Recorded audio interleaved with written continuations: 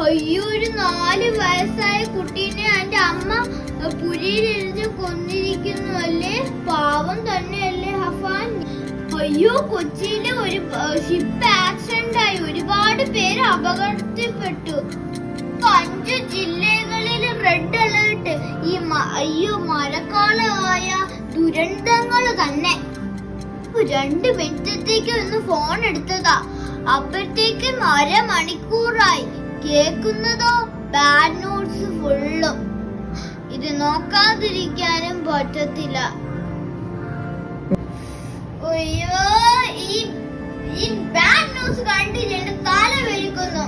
Oh, Frank, can you put that phone down? You're doom scrolling. Doom scrolling? Yes, doom scrolling.